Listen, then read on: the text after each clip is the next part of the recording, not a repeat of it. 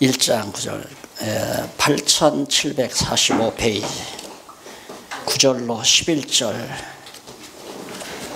더 성숙해 의의 열매가 가득함으로 찬송이 되기를 구한다는 내용이 나옵니다.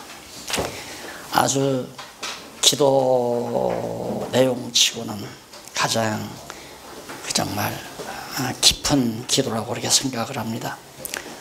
속사람이 성숙해진다고 하는 거, 빌립보 교회 성도들 너희들이 지금 성장을 했지만 더 속사람이 성장을 해서 성장한 결과가 뭐냐? 찬송이 되게 하시기를. 그러니까 성장이 열매가 가득함으로 성숙해서 의의 열매가, 선한 열매가 많이 맺어짐으로 하나님 앞에 찬송이 정말 되어지기를. 그러니까 네가 도리어 그냥 하나님께 찬송이 되라. 그냥 그러니까 입으로 악보에 맞춰서 노래를 부르라는 게 아니라 너 인생 자체가 찬송이다 이 말. 네 자체가 찬송이다. 그러니까 결국 우리 성도들의 신앙이 성숙하면 성숙하는 만큼 그냥 하나님께 찬송할 것뿐이지. 그래서 에베소서에서 우리가 배웠잖아요. 창세전에 성부 하나님이 예정하시고 성자 하나님이 구속하시고 성령 하나님께서 인쳐주시는 목적이 뭐냐면 은혜의 영광을 찬미케 하려고 찬송하리로다. 이울로게토스 그러죠. 찬송하리로다.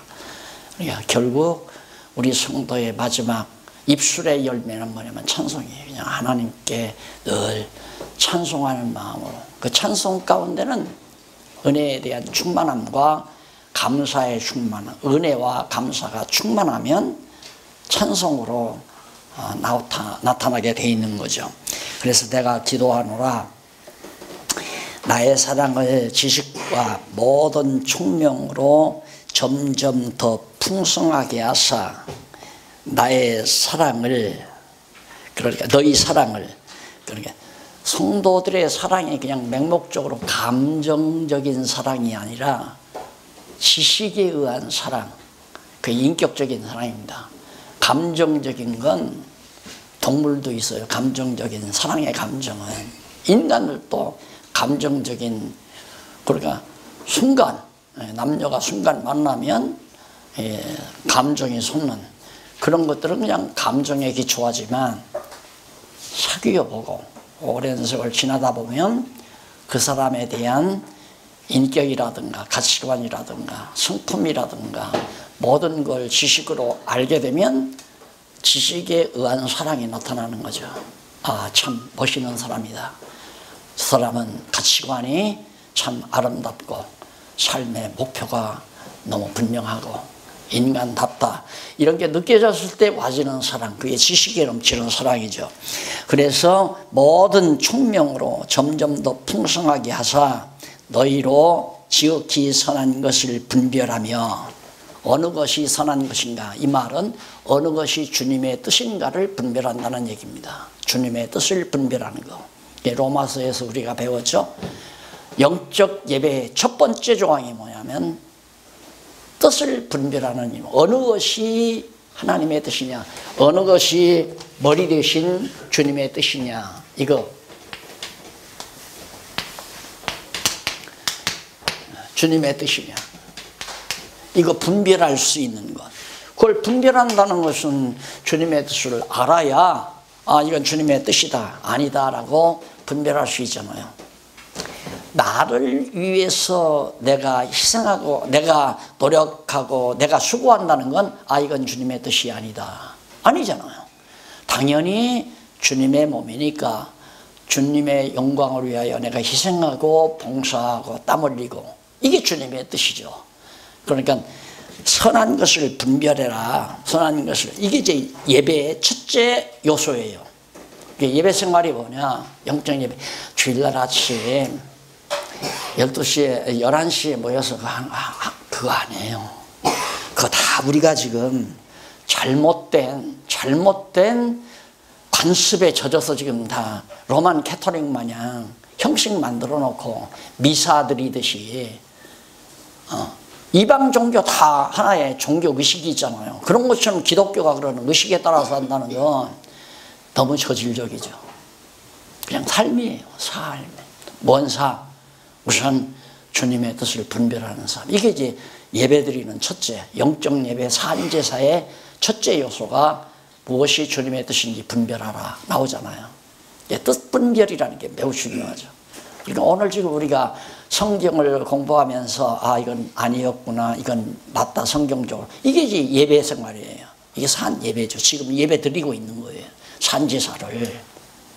그런데 우리는 11시에 꼭 모여서 묵도하고 찬양하고 사도신경 외우고 시편 교독하고 이거 다 그건 절대 아니에요. 어디에도 없어요. 성경 어디에도 누구도 그렇게 해본 적도, 바울도 그렇게 안 했고 예수님도 안 했고 어떤 사도들도 그런 예배를 드린 적이 없어요. 성경에 아무도, 신약 성경에. 그런데 그걸 만들어 놓고 그 짓들을 지금 500년 동안 개혁자들이 자꾸 덧붙여 가지고 해봤다. 그래가지고 요즘에는 아예 이제 뭐까지 하느냐면 뭐니 대원기도? 아니 대원기도가 아니라 무슨 기도 있죠? 예? 요즘에 회개한 다음에 그 다음 중보 참회. 그걸 강남에 있는 모 교회에서 S교회에서 그걸 시작을 했잖아요. 가장 인테리 교회라고 하는 것이. 네. 중보기도. 중보기도 무슨 의미의 중보기도예요? 중보기도는 예수님만이 하는 거지.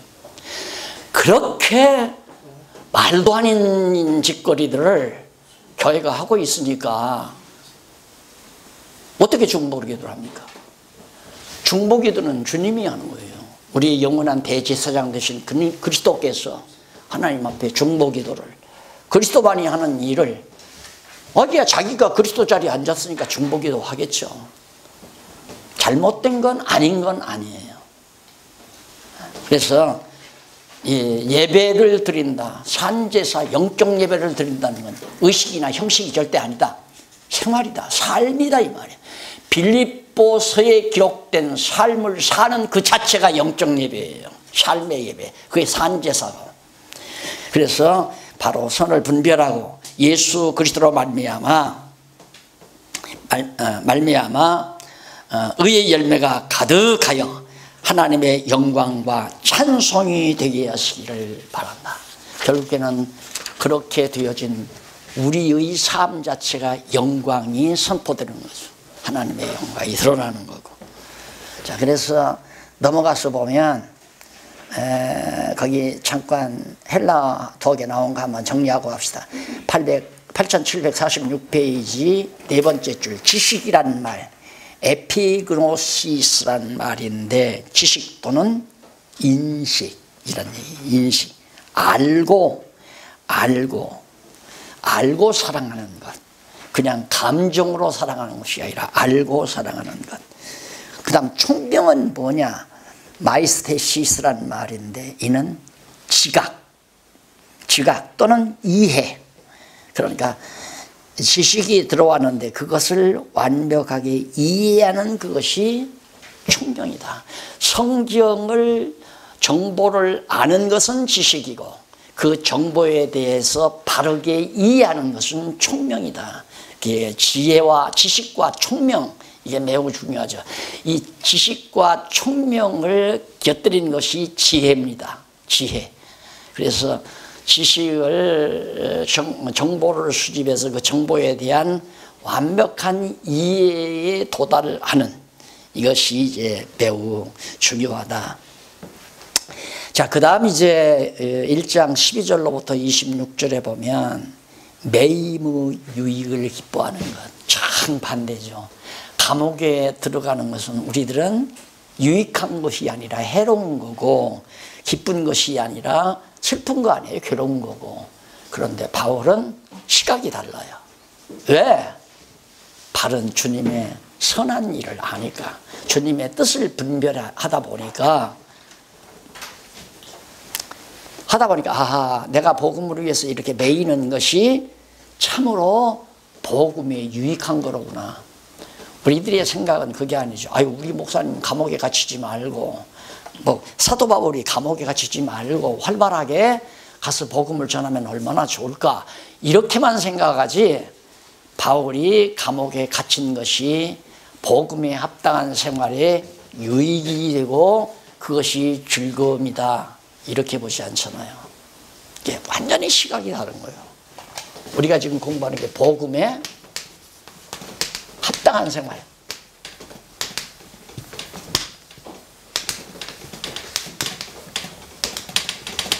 이것이 이제 빌립보인데 바로 이것이 산제사. 산제사 곧 영적 예배. 이 신비주의자들은 이 영적 예배를 방언으로 기도하고 방언으로 찬송하고 막 성령 충만해가지고 요지경을 떠는 게 그 영적 예배라고 그렇게 말하잖아요. 그게 한심한 거죠. 그게 바로 복음에 합당한 삶을 사는 그 자체가 산제사고 영적 예배다. 그래서 기독교는 생활을 중시해요. 삶 자체를. 그냥 어떤 제도나 형식이 중요한 게 아니라 생활 자체가. 그래서 12절로 18절은 사도가 매임으로 복음의 진보가 된 사실에 대해서, 야, 사도 바울이 복음을 증거하다가 감옥에 갇혔는데 이것이 복음에 합당한 삶의 퇴보가 아니라 복음의 진보, 더 합당한 생활이 진보했다, 더 나아갔다, 더 좋다, 이 말이죠. 복음에 합당하게 사는 것. 자, 이게 이제 정말 이게 이해가 되면 참 좋습니다. 저는 뭐 바울에 비해서 아무것도 아니지만은 처음에 당할 때는 얼마나 속상한지. 40대 초반에 이단 개혁 측 노예에서 이단 시비 걸어가지고 날들어 지금까지 가르친 거 다 잘못 가르쳤다고 신문에 공고하면 그냥 없었던 걸로 하겠다. 나는 그렇게는 못하겠다. 목사 하면 안 하면 안 했지, 그렇게는 못하겠다. 그러면 죽어라. 그리고는 목사 제명하더라고요. 그래서 그때는 이게 진짜, 야, 내가 목사 안 하려고 했는데 이때 그만두라는가 보다 해서 때려치려고 그랬는데 결국 싸워가지고 7년 만에 승소를 했습니다만은 지금 생각하면 참 그분들이 고마워요. 근데 그때 대빵 노릇하는 사람이 한 번 우리 교회에 찾아왔는데, 목회할 때 찾아왔더라고요. 찾아와서 미안하다고 하면서, 박 목사 그때 그런 사람들 다 죽었어? 나보다 젊은 사람들이 많았어요. 다 죽었대요. 그놈들 벌받아 다 죽었어. 그러더라고요. 근데 그래서 내가 하는 얘기인데, 정말 그분들이 지금 살아있다면 지금은 정말 차 한 잔이라도 따끈하게 마시면서, 아, 그때 참 고마웠다고, 나를 더 진리에 대한 열정과 힘을 공급해 줬거든요. 그걸 겪고 나니까 두려운 게 하나도 없는 거예요. 교단도 두려운 것이 없는 거예요. 난 교단이 막 굉장히 막 큰 바위돌로 생각했거든요. 그러니까 내가 이렇게 한마디씩 하는 건 결함으로 바위치기라고 생각한 거예요. 그런데 지금은 안 그렇습니다. 해보자 이거예요. 해볼 테면. 한번 해보자. 아무리 큰 교단 아니라 큰 세력이라도 해보자. 그러면 이게 내 자만에서 나오는 것이 아니라 너무 성경이 분명하니까, 너무 확실하니까. 그럼 그런 담력이 왜 생겼나? 통합 측에서 마지막 이단 걸린 것도 그것도 마찬가지예요. 그래서 그것도 정말 그런 분들을 만나면, 아, 참 그때 고맙습니다. 내가 그 겪고 나서, 아, 이거 별것 아니로구나. 굉장히 담대해졌고요. 그 뒤로부터는 못할 소리 다 하잖아요. 이제 다 못하는 소리 다. 그래서 오죽하면 교회 개혁론까지 써서 글로 발표해버렸잖아요. 그러니까 이게 이제 복음의 진보예요. 나를 하나님께서 더 강하게, 더 세게 그렇게 만들어 가시는 하나님의 섭리에 그리고 나한테 여단쳤던 그 교수, 나의 지도교수였던 분, 그분 정말 살아계시면 지금은 정말로 따뜻한 좋은 점심이라도 대접하면서 정말 선배님 고맙다고 하고 할 수 있을 것 같아요. 왜? 그분 때문에 내가 이 대작을 만들었으니까. 그렇게 잘나고 똑똑하면 쏴라! 쏴! 하고 막 나를 야지를 하는데, 와, 맞다. 이게 맞으면 써야지. 그래서 쓰기 시작한 것이 40여 권이 넘는 글을 썼잖아요. 하나님이 그렇게 역사하시더라고요. 그러니까 바울이 감옥에 갇힌 것이 절대 불리한 게 아니다. 그것이 복음의 진보를 이루고 그것이 기쁜 일이다. 그래서 매일 감옥에 갇혀 있는 그것의 유익함과 기뻐함을 지금 여기 12절로 18절에서 복음의 진보가 됐기 때문에 나는 기쁘다. 그러면서 넘어가서 48페이지. 48페이지에 넘어가서 본문 한번 보실까요? 본문 거기 보면 주 안에서 신뢰함으로 겁없이 하나님의 말씀을 담대하게 이제는 죽으나 사나 죽인다고 해도 완전히 짓밟아 버린다고 해도 겁날 것 없이 전한다 이 말이죠. 왜? 감옥 안에서 하나님이 담력을 키워주었다. 15절 어떤 이들은 투기와 분쟁으로 어떤 이들은 착한 뜻으로 그리스도를 전파하나니. 그러니까 예수가 복음을 전파하는 자들의 종류를 바울이 예리하게 지적하잖아요. 아무 교회가 저렇게 하는데 난들 못하냐 하고 경쟁의식에서 다시 말해서 자기 교회를 더 상대방의 교회보다도 더 크고 더 찬란하게 하기 위해서 열심으로 복음을 전하는 자들이 있는가 하면 선한 뜻, 머리 대신 주님의 뜻을 따라 고난을 받고 핍박을 받아도 담대하게 복음을 전하는 자들이 있다. 그래서 이들은 16절 이들은 내가 복음을 변명하기 위하여 세우심을 받은 줄 알고 사랑으로 하나 저들은 그러니까 시기와 질투함으로 하는 자들은 누구냐. 17절 나의 매임에 괴로움을 더하게 할 줄로 생각하며 순전치 못하게 함으로 그리스도를 전파하나니. 바울을 괴롭게 하려고 열심으로 복음을 전파한다 이거예요. 그러니까 복음을 같이 전파해도 반목 질시하는 것 좋은 뜻이 아니다. 나쁜 뜻으로 하지만은 바울의 결론 보십시다. 하니라 18절 그러면 무엇이뇨? 외모로 하나 시기하고 질투함으로 경쟁심에서 하나 참으로 선한 뜻 참으로 하나 무슨 방도로 하든지 전파되는 것은 뭐가? 그리스도가 전파되니 이로써 내가 기뻐한다. 다시 말해서 바울을 괴롭히는 사람도 좋고 선한 뜻으로 하는 사람도 좋다. 다 좋다 이 말이에요. 왜? 다 합력해서 선을 이루니까. 합력해서 그리스도가 전파되어지니까. 참 생각이 깊죠. 그래서 이렇게 하나님의 말씀을 자세하게 보다 보면 사고가 달라지잖아요. 세상을 보는 눈이 달라져요. 그러니까 예를 들어서 내가 일을 하다가 교회에서 쫓겨났다. 안 그러면 무슨 교회가 큰 빚덩어리에 넘어가 봤다. 이거 참 나쁜 일이다. 불리한 일이다. 아니에요. 그가 아니라 이 말입니다. 도리어 그것이 복음의 진보가 되고 그것이 기쁨이 되고. 어떻게 교회가 망했는데 기뻐요? 그것이 바로 경지에 도달하는 성숙의 성도 신앙의 경지에 도달하는 그런 열매라고 하는 것을 바울이 지금 말하고 있습니다. 이게 이제 교회에서 복음에 합당한 생활이에요. 복음에 합당한 생활. 복음에 합당한 생활이 자기의 목표와 자기의 이상을 실현하는 데 있는 게 아니라 하나님의 뜻을 실현하는 거니까. 22절로 26절 사도와 형제들 유익 사이에 처한 생사의 결과를 이 인생관이 정리가 되잖아요. 바울이.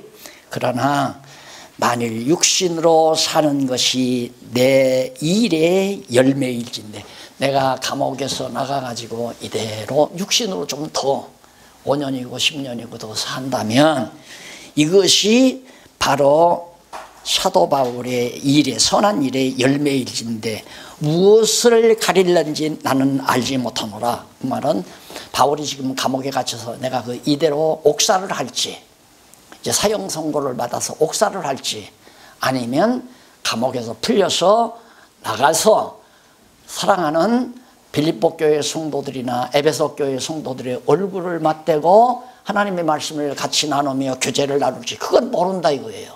하나님이 하실 일이니까 죽일지 살지는 모르지만 그 두 사이에서 죽느냐 사느냐 하는 이 사이에서 내가 끼어 있지만은 중요한 것은 떠나서, 내가 이 세상을 떠나서 죽어서 옥살을 해서 그리스도와 함께 있을 욕망을 가진 이것이 더욱 나는 좋다. 이 세상에서 머물며 사니까 복음에 합당한 생활을 하려는데 육신적으로는 고달프다 이 말. 감옥에도 갇혀야 되고 매도 맞아야 되고 또 추격을 당해야 되고 배고픔도 당해야 되고 강도의 위험도 당해야 되고, 오죽하면 성에서 밤에 몰래 바구니를 타고 정말 피해야 되고, 이런 치졸한 일들이 자기에게 계속 밀려오니까 내 자신만을 생각한다면 빨리 떠나서 빨리 옥에서 그냥 죽어서 주님 곁에 가서 편안히 쉬고 싶다. 그래서 더욱 좋다 그 말이에요. 죽으면. 그러나 내가 육신에 거하는 것이 너희를 위하여 더 유익하리라. 바울의 인생과는 뚜렷했어요. 나는 나를 위한 삶은 이제 없다. 나 자신을 위한 삶은 없다. 누구를? 너희를 위한 삶이다. 이제 바울은 감옥에서 나와가지고 성도들을 만나서 하나님 말씀을 직접 눈을 맛보면서 가르칠 수 있으면 이것이 너희에게 유익한 거 아니냐. 그래서 바울은 죽으면 나에게 좋고 살면 너희에게 좋다. 따라서 바울은 살아도 좋고 죽어도 좋다. 이런 인생관을 가지고 사는 게 바로 복음에 합당한 삶이다. 안 돼. 난 병들어 죽으면 안 돼. 더 좀 살아야 돼. 이렇게 열심히 가르치고서 이제 여름에 수양회를 갔거든요. 여름에 이제 고인들하고 같이 가는데, 그동안 혼자서 사시다가 혼자 사시는 분들끼리 그때가 아마 거의 60대가 됐을 거예요. 이런 분들이 결혼을 했어요. 그러니 얼마나 알콩달콩하겠어요. 근데 넘어가는 막 꼬불꼬불하는 길에 버스를 타고 가는데 막 버스가 막 요동을 치니까 안 돼! 여자가 그러더라고요. 권사가. 그러면서 나는 좀 더 살아야 돼! 그러더라고요. 그래가지고 얼마나 웃었는지. 우리가 아직도 그런 생각을 가지고 있다면 복음에 합당한 생활에서 저 멀리 있는 거죠. 죽어도 좋고 살아도 좋고, 살면 너희에게 좋고 죽으면 내게 좋고. 그러면 복음에 합당한 삶을 산다는 것이 얼마나 육신적으로는 고달프고 힘든 것인가를 알 수가 있죠. 이게 산제사예요. 영적 예배고, 이 예배를 드리고 살아야죠. 우리가 이런 산제사를 드리고 우리가 살아야 된다.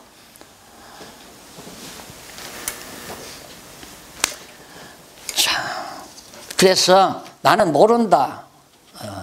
확실하노니 내가 너희와 같이 있으므로 그리스도 예수 안에서 너희 자랑이 나를 인하여 풍성하게 하려 하심이라. 예. 내가 살 것과 25절에 나오죠. 내가 살 것과 너희 믿음의 진보와 내가 사는 것하고 또 살아서 너희 믿음을 더 키워주는 것, 성장시켜주는 것. 보호자가 없고 후원자가 없으면 신앙이 자랄 수가 없어요. 교사가 없으면. 그러니까 교사는 성도들의 믿음을, 속사랑을 키워가는데 꼭 후원해주고 보호해주는 교사란 말입니다. 그러니까 설교해가지고는 신앙이 안 자라거든요. 설교하면 목사의 사람은 되지만은 주님의 지체는 안 된단 말입니다. 주님의 신도로서의 지체는 안 된다. 설교하지 말고 성경만, 지금 내가 목사님들에게 성경 가르치듯이 이렇게 꼬박꼬박 맞네, 진짜 맞구나. 그런 교사의 일을 죽든지 살든지 자기만을 위해서 살고자 하는 치졸한 생각하지 말고, 하나님께서 나를 살려준 것은 저 어린 성도들의 속사람을 키우는데 후원하고 협조, 후원하고 또 도와주라고, 보호하라고 나를 살게 하셨구나. 이 이상을 더 생각하면 아직도 나도 어린 거죠. 나는 이 세상에 살아야 될 이유가 뭔가? 나는 이 세상 기쁨을 더 누리기 위해서. 그건 아니잖아요. 그건 하나님께서 쓰시는 교사로서의 올바른 자태가 아니죠. 적어도 바울이 그렇게 했으니까. 정말 그렇게 될까? 바울이 그렇게 됐잖아요. 그래서 이건 머리하고 이 차단이 돼버리면 안 된다. 어떻게든지 서로 경쟁해서 너보다 내가 커야 되고, 너보다 내가 세야 되고, 너보다 내가 이겨야 되고, 이런 경쟁밖에는 머리가 차단되면 없죠. 서로가 갈등하고 서로가 투쟁하고. 그럼 머리에게 연결이 되면 된다 이 말입니다. 오른손이 오른손을 위해서 일하잖아요. 일을 안 해요. 오른손이 왼손을 위해서 일하고 왼손은 오른손을 위해서 하는데, 서로 위해서 사랑하며 하는 일이 주를 섬기는 일이죠. 형제를 자기 몸처럼 사랑하고, 우로 하나님을 사랑하고 형제를 자기 몸처럼 사랑하라는 게 바로 이 원리예요. 서로 사랑하고 사는 것이 주님을 사랑하는 해입니다. 그러니까 부모가 마지막 운명하면서 남기는 일 가운데 형제가 많으면, 얘들아, 내가 세상을 떠나더라도 너희끼리 서로 사랑하고 보내라. 형제의 우애가 최고니라. 부모의 일심 소원은 형제들이 싸우지 않고 서로 화목하고 우애하면서 사는 것. 그걸 부모가 원하는 것처럼 머리도 마찬가지예요. 주님도 우리끼리 서로 사랑하면서 사는. 그러니까 내가 있는 건 너를 위해서 있는 거다. 너 무거울 때 내가 가서 붙들어주고, 네 무거울 때 내가 가서 같이 협력해서 붙들어주고, 서로 위해서 사는 삶. 바울이 그거예요.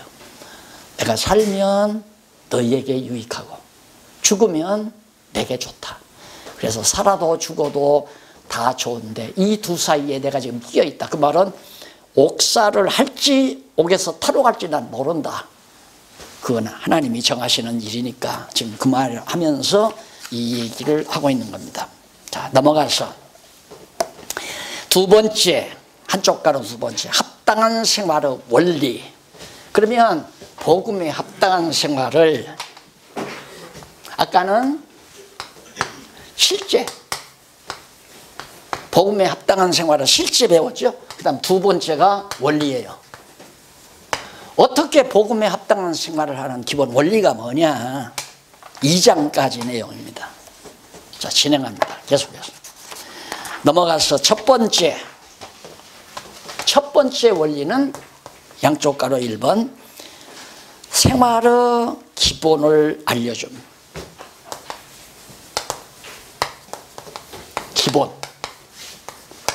기본이란 본래의 바탕이란 말입니다.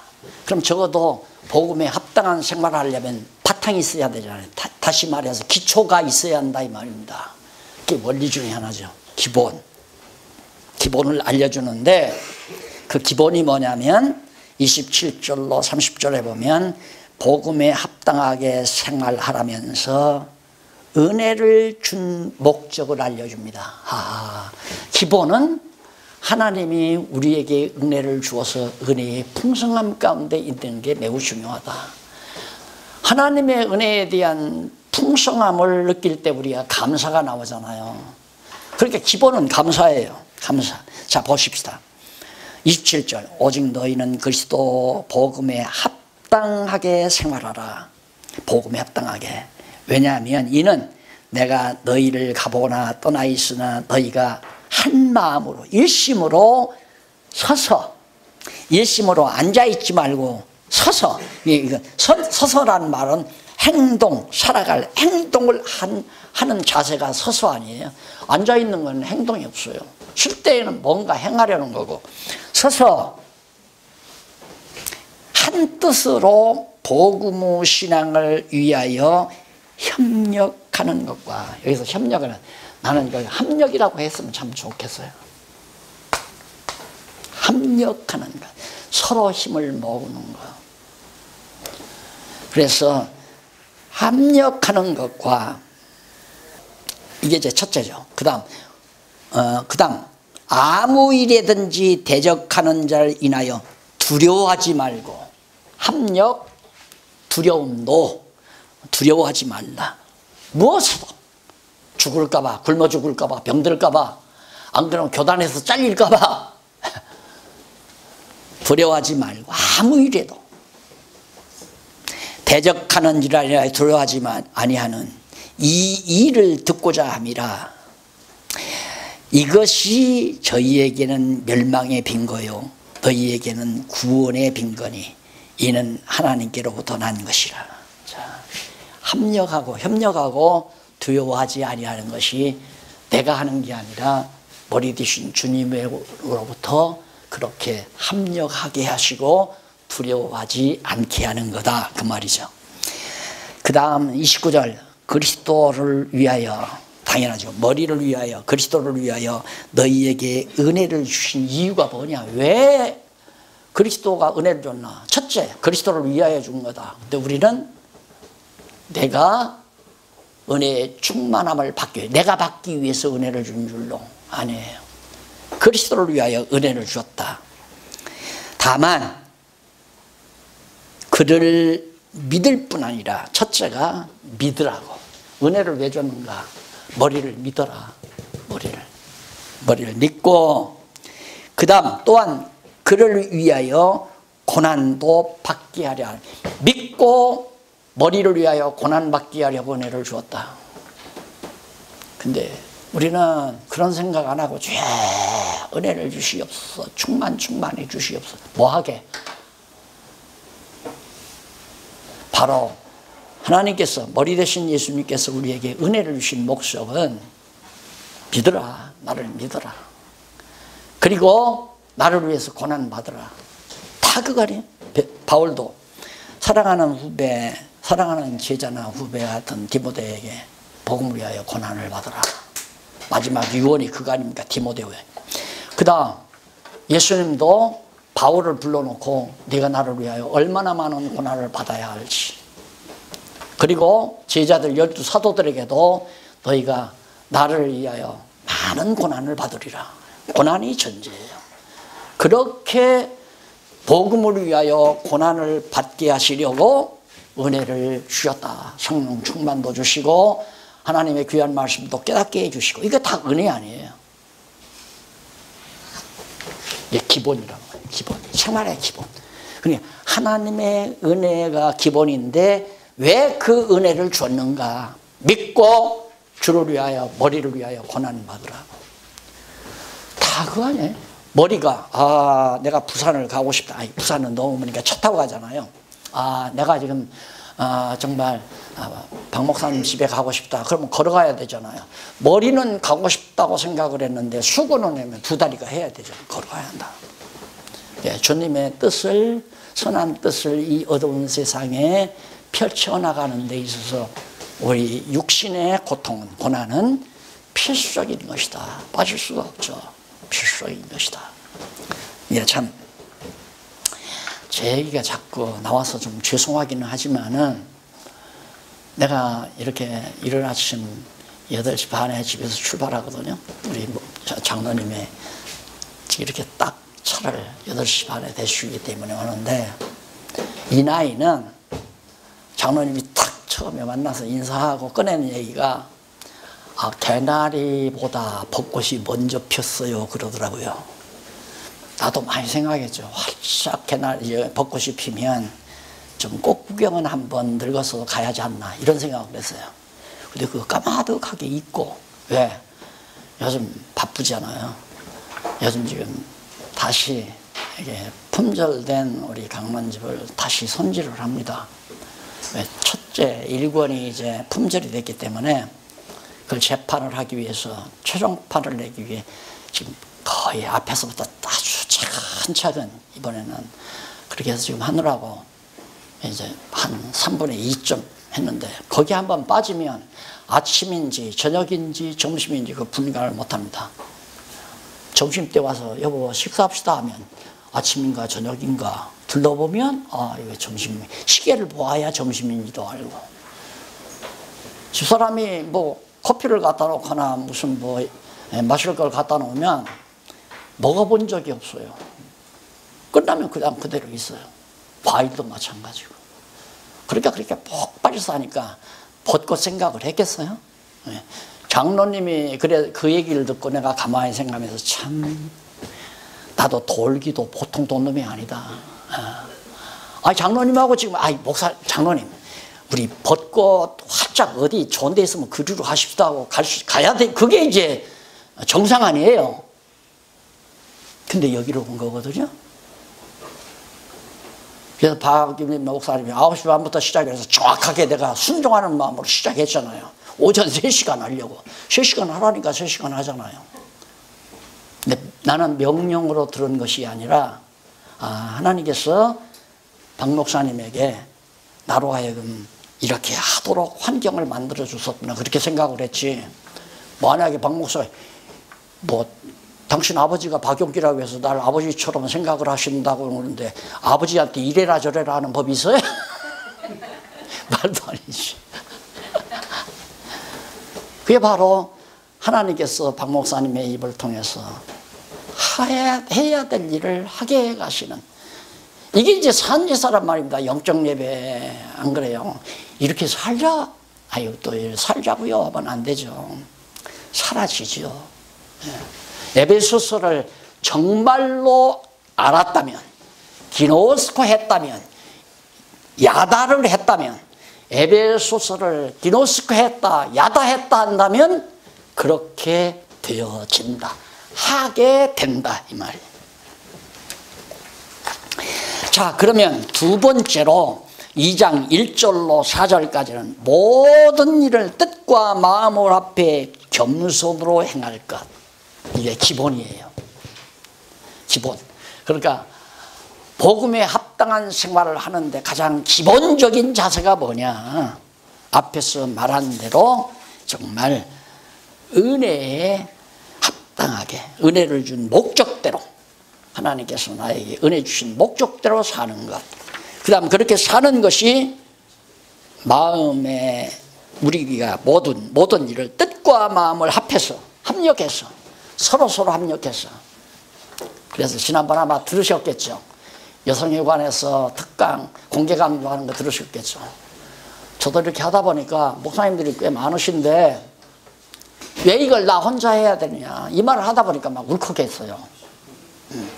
왜 이걸 나 혼자 해야 되느냐, 이 너무도 분명하고 확실한 걸, 이 엄청난 진리를 왜 나 혼자만 말해야 되느냐. 지금 열나려고 그러는데 합력해서 해야 돼. 합력해서. 목사님들은 입 없어요? 해야죠. 또 이것도 강요하는 건데 하나님이 하게 하세요. 그래서 합력해서 하는 이것이 복음에 합당한 생활의 기본이에요. 생각해 보십시오. 지금 막 자꾸 지금 아까 어제 들은 얘기지만 몽고에서 지금 공부를 하고 막 이 진리를 이렇게 서로 목사님들끼리 공부를 하고 전하고 한다는데 이런 걸 원하거든요.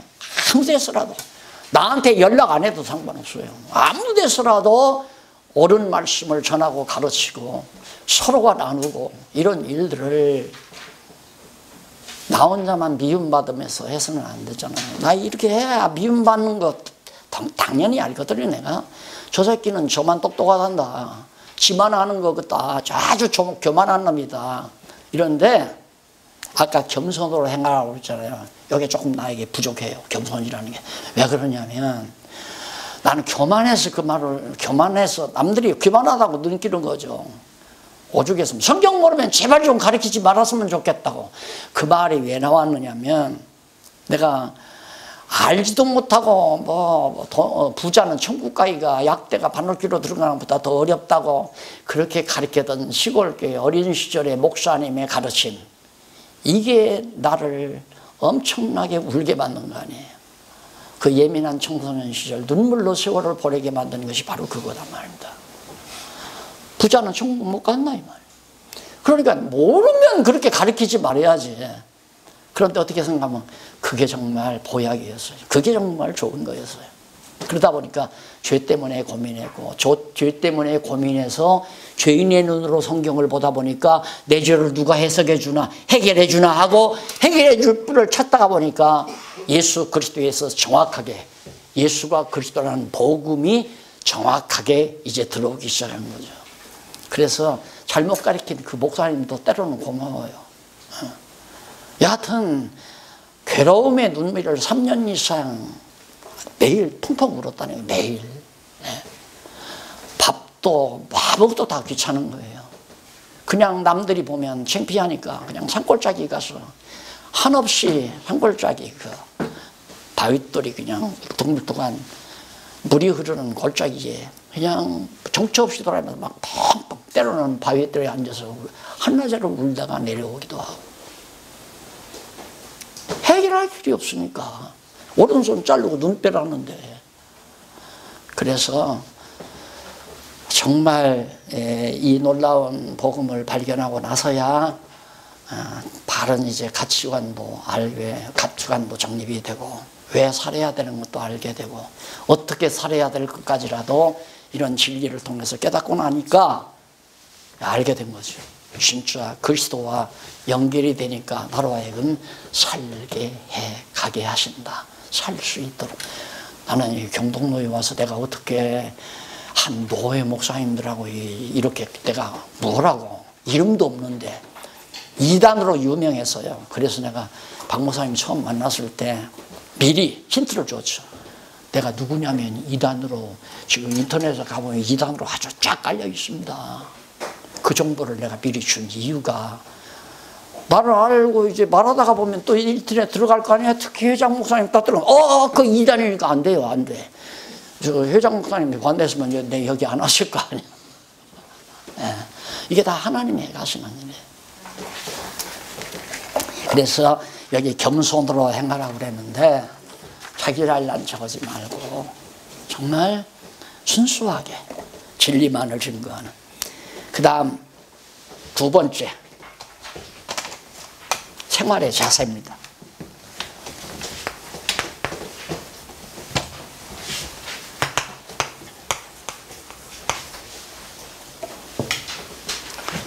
그러면 생활의 자세가 어떠한 것이냐. 원리에도 물론 자세가 좀 나옵니다만 겸손한 자세가 나오잖아요. 자, 2장 5절로 11절에 보면 낮추어 죽기까지 복종한 예수의 마음을 품어야 된다. 이게 올바른 자세예요. 영광의 보좌를 저버리시고 낮고천한 이 땅에 오셔서 죽어 음부에까지 가잖아요. 음부에까지. 죽어서 음부에 가셨다는 건 더 이상 내려갈 데가 없이 내려가신 걸, 그것이 근본 의미예요. 그런데 뭐 음부에 가신 건 누구를 구원하러 갔다, 누구에게 복음 전하러 갔다, 이런 쓸데없는 얘기들. 물론 그런 면도 있죠. 있지만은 더 중요한 것은 가장 낮아지기 위해서 더 이상 내려갈 수 없는 자리가 음부 안이에요. 영광의 보좌는 그 이상 높아질 데가 없는 거고, 최고로 높은 데서 최고로 낮은 데까지, 그것이 그리스도의 승기와 비합니다. 그리스도에게 붙어 있다면 그렇게 되져라 이 말이에요. 그러니까 낮아지는 것도 겁날 거 없는 거죠. 왜? 낮아져도 높여놓으니까. 요즘 제가 분방 공부해서 지금 열왕기하 공부시키거든요. 그게 구약의 절정 아닙니까? 구약의 절정. 다윗이 압살롬한테 쫓겨나가지고 압살롬이 그냥 완전히 머리 걸려서 죽은 다음에 다윗이 다시 환궁을 해요. 아들놈한테 쫓겨나갈 때 참 별 볼 일 없는 인간들이, 시므이 같은 인간들이 그냥 조롱을 하고, 야, 피토할 일 아니에요. 한때 왕이었는데, 왕궁에 있었는데 그렇게까지 하나님이 다윗을 낮춰요. 끝난 거 같죠? 안 끝나요.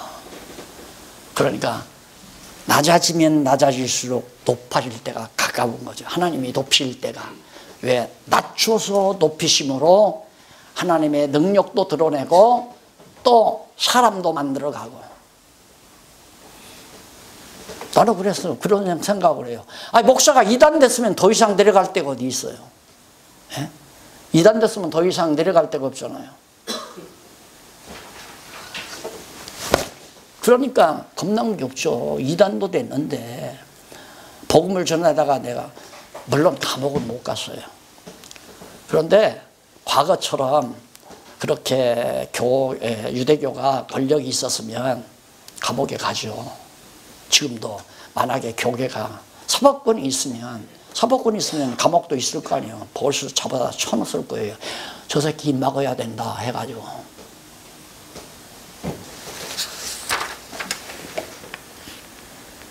생활의 자세를 알려주는데 예수의 마음, 바로 그리스도의 마음. 아까 그랬죠? 똑같다니까. 원리를 파악하면 성격이 그냥 보여요. 머리가 마음을 지배한다. 그리스도의 마음을 내가 갖는 게 아니라 머리 대신 그리스도가 내 마음을 주관하는 거죠. 이 그리스도의 마음을 내가 갖게 하는 겁니다. 그것이 생활의 자세예요. 원리. 그러니까 생활 기본이 갖춰져야 되고 그 다음 자세가 갖춰져야 되고 이게 원리예요. 그 다음 12절로부터 18절 행하게 하는 대로 시비 없이 행하라며 그 목적을 알려줍니다. 바로 자세가 내가 늘 되는 대로 해라. 되는 대로. 고집 부려서 자기 고집대로 하려고 하지 말고 되는 대로. 되면 하고 안 되면 말고. 하나님이 되게 하시면 하는 거고 안 되게 하면 안 하는 거고. 그게 이제 올바른 복음에 합당한 생활을 살기 위한 방법이에요. 네, 다 아닌 건 하나님이 막아주시더라고요. 제가 지금 한 10년, 20년 전만 해도 신학교를 생각을 했어요. 신학교를 해서 그래도 뭐 등록금이라도 받고. 왜? 하자는 사람이 너무 많았으니까. 시설 괜찮죠. 아마 신학교 간판 걸면 서울에서 거의 안 빠지면 무슨 큰 대교단의 신학교하고는 혹시 좀 빠질지 모르지만 시설이나 모든 면에서 정말 완벽하죠. 좋죠. 그러니까 그렇게 하려고 생각을 했나 하나님이 이걸 막으시더라고요. 점점 갈수록 아니다 싶어요. 그래서 신학교 인가를 내려다가 결국 수도권에는 안 내주니까 할 수 없이 재단법인으로 성경신학 연구소로 만들었어요. 그런데 하나님께서 그것도 딱 연구소 딱 만들고 연구의원이라고 해서 8명 딱 이렇게 해서 그게 교수들이죠. 쉽게 말하면. 나는 은연중에 하나의 총장이 된 거고. 왜? 연구소 소장이 됐으니까 총장 아니에요? 그래서 하려고 했는데 하나님이 그것도 막아버리더라고요. 그러니까 하나님이 막으면 안 하면 돼요. 하면, 되게 하시면 하면 되는 거고. 그런데 안 되는 것을 억지로 하려니까 복음에 합당한 생활이 어렵다 이 말이에요. 안 되게 하셨는데 하려고 하니까 그게 안 하잖아요. 그런데 지금 생각하면 야 했으면 어쩔 뻔하랍니다. 그래서 이제 연구소를 만들어 놓고 해외에서 이제 중국이나 몽고나 인도나 동남아 이런 등지에서 교회 지도자들 10명, 20명씩 이렇게 불러가지고 어떻게 부르느냐. 성도 한 분당 비행기표 한 사람씩 담당을 자원해서 하고 싶은 분들은. 그러면 10명 자원을 하면 10명이 비행기표 보내서 타고 와라. 그럼 밥은 싸라고 부식 좀 사다 주면 너들이 해먹으라. 그건 다 시설 다 돼 있으니까. 그리고 우리가 거저 연구비 받으니까 우리가 거저 가르쳐 주면 되잖아요. 그렇게 구상을 해서 시설을 그렇게 딱 갖춰놨어요. 근데 오늘 장로님하고 오시면서 참 그것도 구태한 방법이었어요. 왜 그러냐면 몽고에서 지금 몽고 선교 지도자가 공부를 하고 있다는 얘기를 들었잖아요. 그게 빠른 거란 말입니다. 그 이전에는 어떻게 생각했느냐면 은퇴하면 그냥 우리 연세 드신 장로님들, 권사님들 보시고 선교 다녀야 되겠다. 그래서 장로님들한테 부탁했어요. 나는 은퇴할 때 다른 거 필요 없습니다.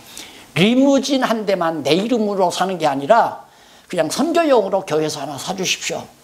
그럼 리무진 한 대 딱 사서 밑에다가 쌀, 부식 다 때려 싣고 그 다음 가실 분들, 권사님들, 장로님들 모시고 그 타고 실크로드 달리면서 이제 몽고나 중국 등지에 들려서 복음 전하고 또 가고 그렇게 해서 유럽 안 받고 돌고 그렇게 돌아오는 선교 여행을 하려고 생각을 했죠. 그것도 웃기는 거야. 가만히 내가 생각하면 지금은 나는 불굴 잠자고 있고 우리 김장로님도 편안히 잠자도 다른 데서 지금 열심히들 공부들을 해요. 전 세계 각지에서. 이런 세상인데 쓸데없이 내가 내 생각대로 해보려고 하는 하나님이 다 걷어치우잖아요. 그리고 나로 하여금 이렇게 여러분들과 함께 말씀 안에서 교제할 수 있는 이 좋은 시간, 좋은 시설, 좋은 환경 주셔서 이렇게 녹화해가지고 전 세계로 지금 보내는 우리는 지금 합력해서 지금 선교 활동을 하고 있는 겁니다. 엄청난 선교 역사를 지금 우리가 해가고 있는 거예요. 우리는 그걸 모르죠. 이 다음 한번 가고 싶다. 그런가 안 그런가. 야, 박 목사 참 착하고 충성된 종이로다. 나는 큰 일을 했다.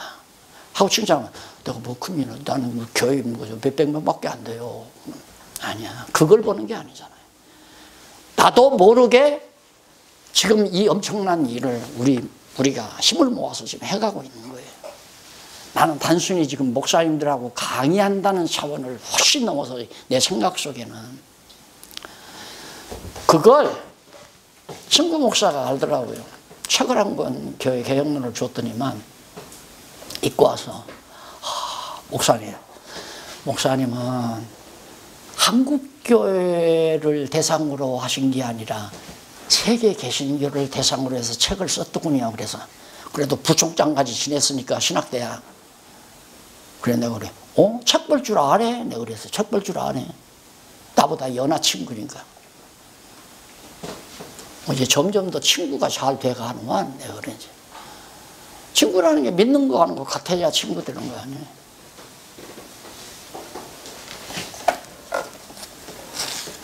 시비할 것이 없어요. 서로 잘했나 못했냐 시비할 필요도 없고 행하게 하는 대로만 하면 시비할 필요가 없는 거죠. 우리가 이렇게 일찍 9시 반부터 시작하도록 하나님께서 환경 만들어주니까 하니까 또 잘 되잖아요. 그 목적이 뭔가 그 목적을 살펴보면 14절에 하면 모든 일을 원망과 시비가 없이 하라. 15절 이는 너희가 흠이 없고 순전하여 어그러지고 거스리는 세대 가운데서 하나님의 흠없는 자녀로 세상에서 그들 가운데 빛들로 나타내며 우리들로 하여금 세상에 빛이 되게 하려고. 왜? 하나님께서 행하게 하시는 대로 시비 없이 해야 빛을 드러내요. 서로 물고 뜯고 시기 질투하고 이건 빛이 어두운 거죠. 생명의 말씀을 밝혀 우리 성경 말씀을 하나님의 말씀을 정확하게 그 의미를 밝혀 나의 다름질도 헛되지 아니하고 수고도 헛되지 아니하므로 그리스도의 날에 나로 자랑할 것이 있게 하려 함이라. 결국 주님 오실 때 우리의 자랑이란 나는 주님의 말씀만, 주님의 뜻만, 주님의 생각만 그것이 복음 아닙니까? 그렇죠? 주님의 생각만 복음, 성경에 기록된 복음만 전하게 하시는 대로 전했습니다. 이것이 자랑거리다 이 말이에요. 그래서 올바른 자세를 가지고 살아야 된다. 평생 설교만 하다가 가가지고 나는 왜 상급을 안 줍니까? 상급 얘기가 나오니까. 너는 너를 위해서 네 말만 하다가 왔으니까. 그래서 우리 교사들이 성경을 알아서 성경만 가르치면 책임질 일 없어요. 아무 책임질 일 없고 두려울 것도 없는 거고. 하나님의 말씀이니까. 머리 대신 주님의 뜻이니까 듣기 싫으면 말아. 분명히 내가 이 왼손에게 자꾸 하나님 말씀 가르쳐 주는데 듣기 싫어. 그럼 그만두는 거지 뭐. 왜 듣기 싫은가? 머리 대신 주님이 그쪽으로 깨닫는 영을, 성령의 역사의 교통하심을 원활하게 공급해 주지 아니하니까 못 깨닫는 거죠. 나는 목회하면서 참 그런 거 많이 느꼈어요. 나는 어떤 때 특별한 강의를 안 했어요. 그냥 성경을 일적으로 성탄절이 오든 부활절이 오든 그냥 쭉 이어서 그렇게 했죠. 근데 어느 부분에 가면 오늘 강의는 어느 목사님이 좀 들었으면, 어느 장로님이, 아니면 어느 권사님이, 왜? 약간 말썽 피는 분이 있으니까 요 강의를 들으면 생각이 묘하더라고요. 갑자기 여행을 떠나서 안 나와, 그날은. 그런 일을 수없이 겪었어요. 그러니까 하나님이 못 듣게 하면 못 듣게 하는 거예요. 그러니까 여기서도 목사님들하고 강의하다가도 안 나오죠? 그 목사님은 오늘 강의는 안 들어도 되는가 보다. 물론 안 나오셨어도 이제 방송이 있으니까 또 들으시겠지만, 현장에 안 나오면 시간 내서 듣는 거는 쉽지 않습니다. 목사님들 일정 바쁜데 현장에서 듣는 게 훨씬, 또 현장에서 듣는 거하고 방송에 듣는 거하고 차등이 있잖아요. 안 나와도 좋고 나와도 좋고. 왜? 주님의 뜻대로 나올 수도 있고 안 나올 수도 있으니까. 듣게도 하시고 안 듣게도 하시는 분이 하나님 아니세요. 그걸 믿잖아요. 그러니까 안 나왔다고 뽀르통할 것도 없고, 나왔다고 해서 좋다고만 할 것도 없고, 나오든 안 나오든 나 할 일만 하면 되는 거 아니에요. 그것이 시비 없이 하는 일이다. 그래서 그리스도의 날에 나로 자랑할 것이 있게 하려고 그렇게 시비 없이 하나님이 되게 하시는 대로, 행하게 하시는 대로 해라. 만일 너희 믿음의 제물과 봉사 위에 내가 나를 관제로 드릴지라도 나는 기뻐하고. 그러니까 감옥에서 옥살을 하거나 피를 흘리고 죽는 한이 있더라도 그 피를 관제로 내가 너희 사랑의 봉사 위에 뿌릴지라도 나는 기쁘다, 이 말이에요. 그래서 너희 무리와 함께 기뻐하리니 이와 같이 너희도 기뻐하고 나와 함께 기뻐하리라. 기뻐하라. 그래서 즐겁게 자세는 겸손하게 즐겁게, 그리고 하나님께서 하게 하시는 대로 시비 없이 그렇게 하는 것이 바로 복음에 합당한 생활의 원리다. 이게 예배를 드리는, 산제사 드리는 방법이에요. 영적 예배. 그러니까 내가 하나님 앞에 오늘 또 영적 예배 산제사를 드리느냐 안 드리느냐는 바로 이 원리에 따라서 이렇게 기본 원리가 갖춰졌느냐 안 갖춰졌느냐가 매우 중요한 거죠. 실제 원리 지금 배웠습니다.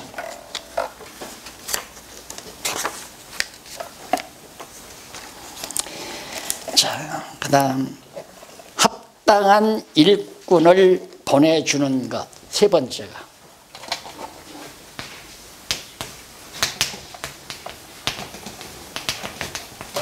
일꾼, 파송이죠. 일꾼 파송은 잠깐 쉬었다가